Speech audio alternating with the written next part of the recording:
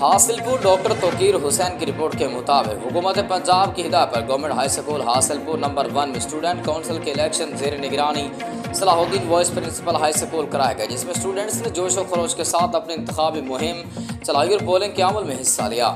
Chairman election board के मुताबिक students council के इलेक्शन में सदारत के लिए अब्दुल मुईज़, नायब सदारत के लिए असदुल्ला फैसल, जनरल सेक्रेटरी के लिए हाफिज मोहम्मद अहमद, फाइनेंस सेक्रेटरी के लिए राव उमैर अंजुम और COR के लिए फ़हद अकरम, मुदाशिम हमजा खान और सलान मुतैयब कामयाब करार पाए। रिजल्ट के ऐलान के मौके पर वाइस प्रिंसिपल सलाहुद्दीन ने खिताब में कहा कि स्टूडेंट्स की तकमील के बाद स्टूडेंट्स को नुमाइंदगी मिल गई है। अब वो अपने मसाइल की शिकायत और दीगर मामलात को अपने मुंतखब नुमाइंदों के जरिए हल करा सकेंगे। स्टूडेंट्स काउंसिल का क़याम पंजाब हुकूमत का अहसन इक़दाम है और ये जमहूरियत की इब्तदाई कड़ी है। उन्होंने तमाम नौ मुंतखब नुमाइंदगान को मुबारकबाद दी। इस मौके पर तलबा में इंतहाई जोश व खरोश देखा गया।